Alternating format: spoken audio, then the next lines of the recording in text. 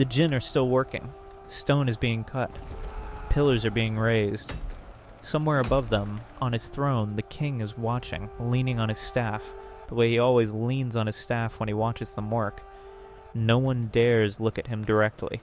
No one ever has. That is simply how it has always been with this king. You keep your eyes down, you keep working. Because his gaze alone could mean your end. So the work continues. Stone is being cut, pillars are being raised.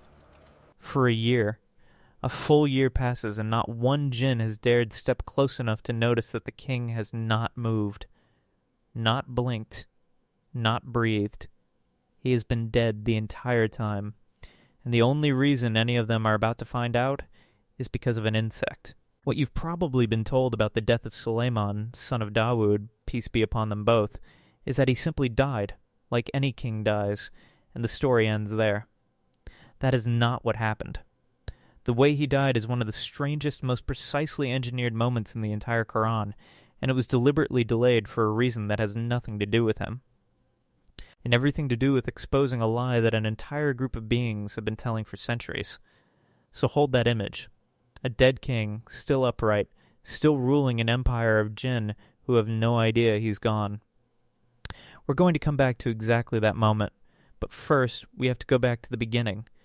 To a boy who inherited a kingdom, an ant who nearly got crushed, a bird who vanished without permission, and a queen who worshipped the sun. Before we go further, let's pause for a moment, the way the storytellers before us always did. Send your blessings now on the final prophet Muhammad, the seal of every messenger whose story we're about to tell, including this one.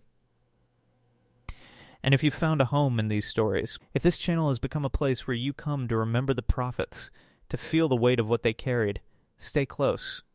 Subscribe, not for an algorithm, but to keep this remembrance going, the way it's been carried forward, generation after generation, mouth to ear, for 1400 years.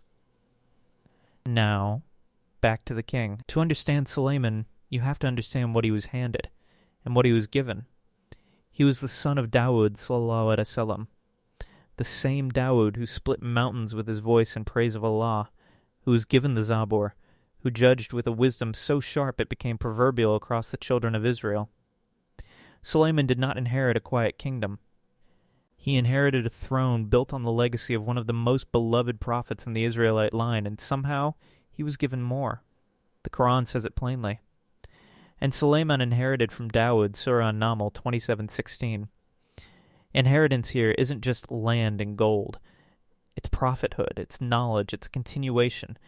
And what Allah adds to him is almost dizzying in scope.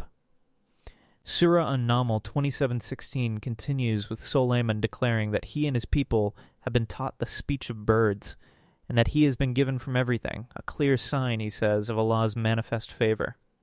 Surah Saba 34:12 adds that the wind itself was placed at his command, traveling a month's journey in a morning and another month's journey in an evening. The same verse tells us a spring of molten copper was made to flow for him, and that among the Jinn some worked before him by his Lord's permission. This is not a king who built an empire through war. This is a king who was handed dominion over forces that no human had ever been given authority over before, and the Quran is careful every single time to attach a condition to that power. Surah Saba 34:13 says that among the Jinn under his command, any who deviated from his command, Allah would let him taste of the punishment of the blazing fire. Authority. Total authority. But never without accountability above him. That is the entire shape of Sulayman's character, before the story even begins to move.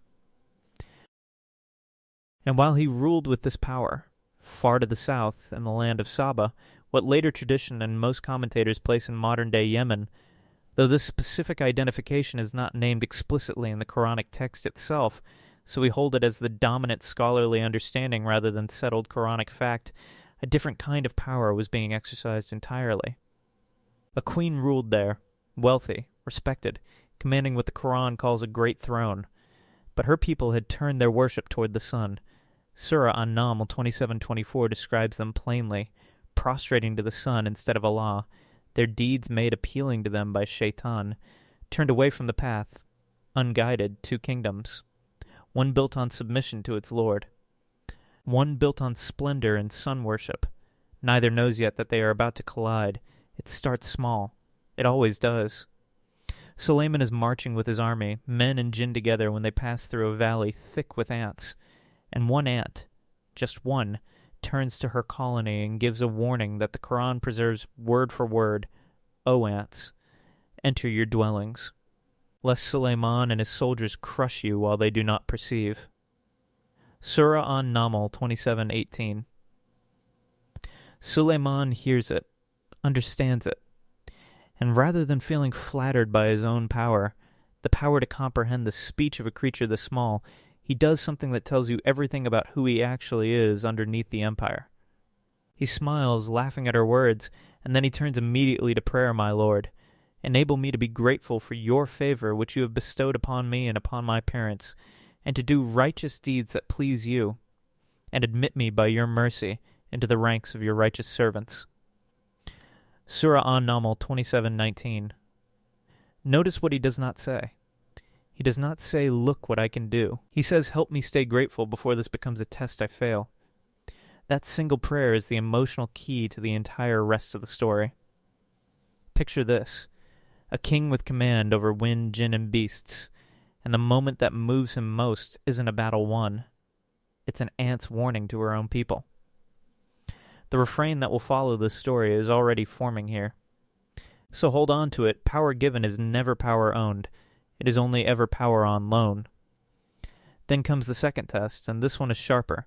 Sulayman inspects his army of birds, and one is missing. Why do I not see the hoopoe? Or is he among the absentees? He asks in Surah An-Naml 27:20. He warns that the punishment for unexplained absence will be severe, even slaughter, unless the bird returns with a clear excuse. This is a king who does not tolerate disorder in his ranks, even from a bird. And yet, when the hoopoe finally returns, it doesn't grovel. It doesn't apologize first. It opens with something almost audacious. I have encompassed what you have not encompassed, and I have come to you from Saba with certain news. Surah An-Naml 27:22. A bird telling a prophet that it knows something he doesn't. And it does. It tells him of a woman ruling a people, given of all things, possessing a great throne and worshipping the sun instead of the one who placed that sun in the sky. Surah An-Naml 27:23-24 now here is where the story does something most retellings skip entirely. Sulayman doesn't send an army. He doesn't send a threat. He sends a letter, and he tells the hoopoe exactly how to deliver it, drop it before her, then withdraw and watch what she does with it. Surah An-Naml 27:28. This is the moment to step briefly into the queen's side of events, the way the obstacle looks from where she's standing. She receives the letter. She reads it aloud to her council. Surah An-Naml 27:29. 31 records its contents precisely. It is from Sulayman, in the name of Allah, instructing her not to be insolent toward him, but to come to him in submission. And her response is the response of a ruler who has survived by being careful. She tells her advisors in Surah An-Naml 27:32 that she will not decide any matter until they are present with her. She refuses to act unilaterally, even with this much power in her hands. Her council answers with confidence. Surah An-Naml 27:33 has them telling her plainly that they possess strength and great military power, and that the matter is hers to command. They are not afraid of this foreign king. They believe their strength can match anything he sends. This is their plan, their certainty, laid out in their own words, and it's about to fail completely, not through war, but through something far stranger.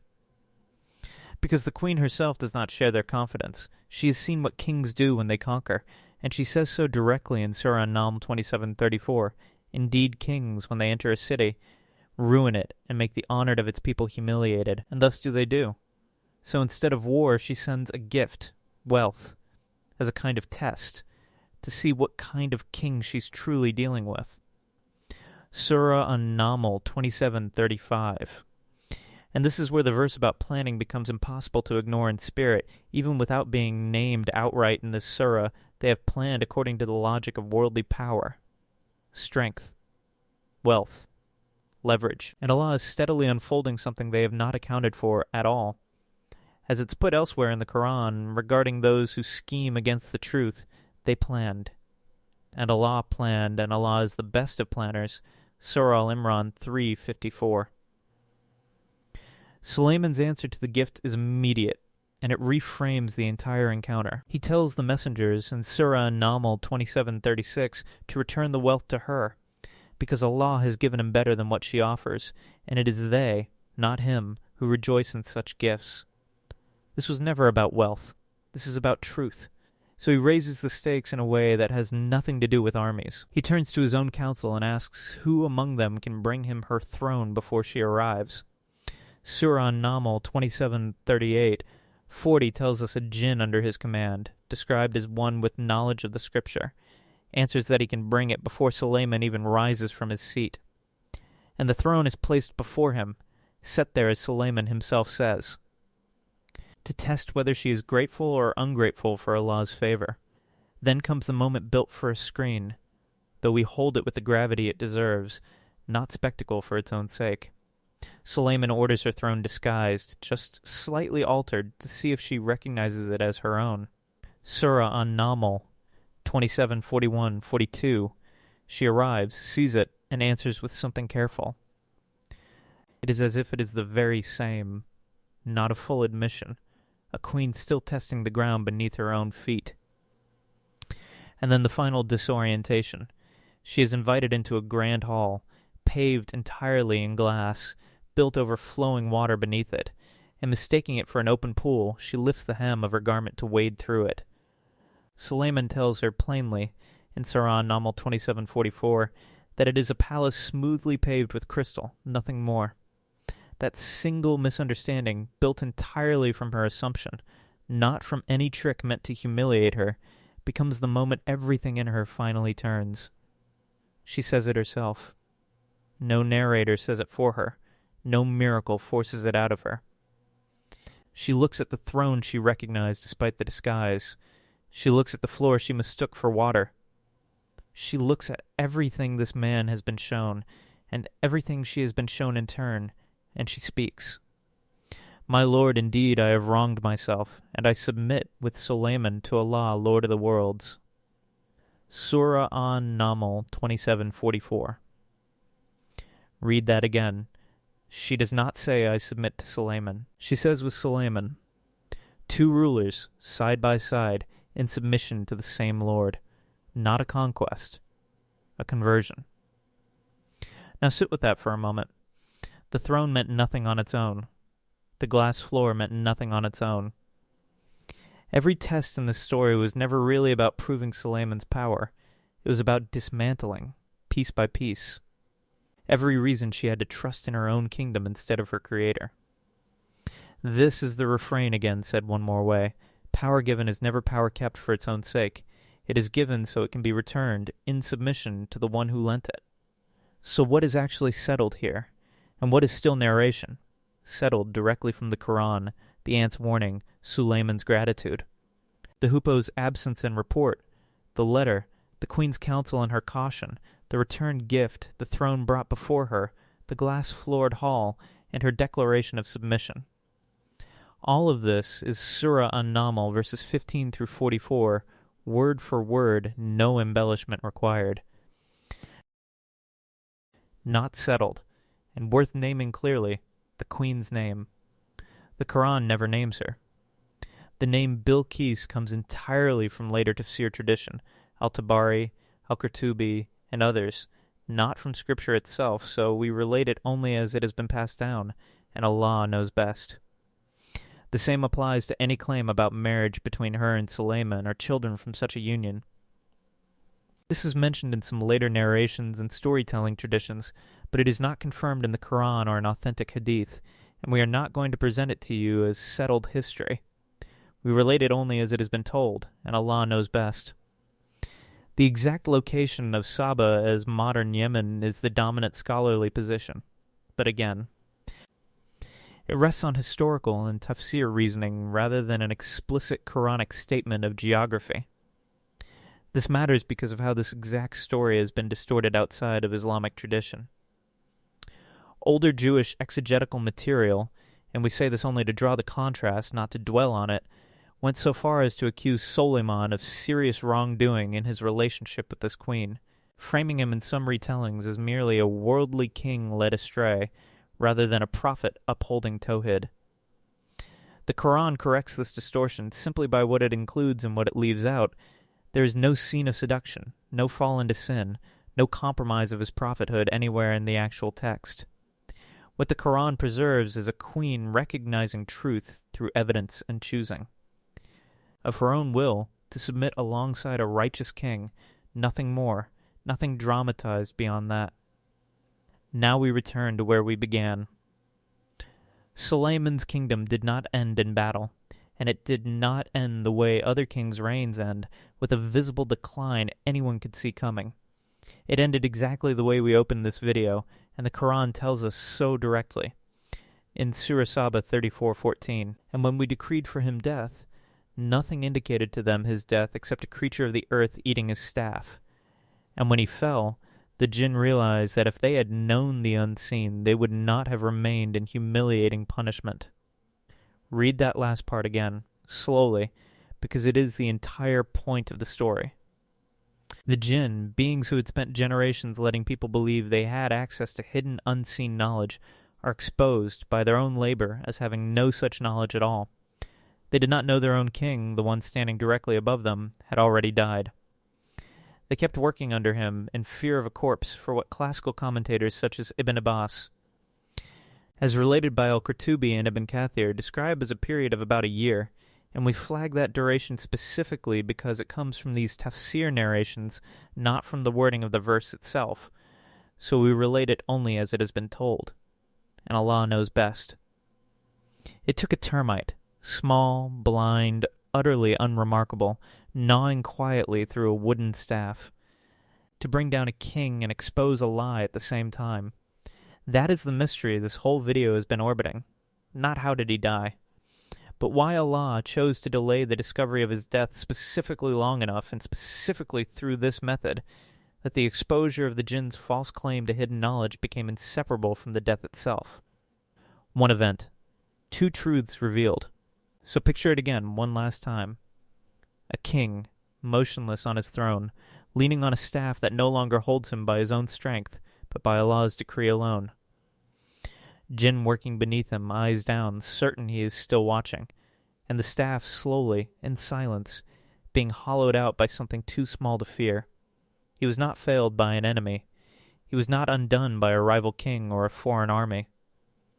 He was brought down, gently, by the most ordinary creature imaginable, because Allah's decree does not need anything grand to carry it out. It only needs permission. A king who once understood the speech of ants now teaches us something through an insect that needed no language at all. And that is where we'll leave Sulayman, peace be upon him, a prophet given more than almost anyone before him, who still asked, before anything else, simply to remain grateful. The story of his father Dawud, the one who inherited this kingdom to him in the first place, is its own chapter, with its own trials, and we'll walk through that one next. Until next time, Assalamu alaikum wa rahmatullahi wa barakatuh.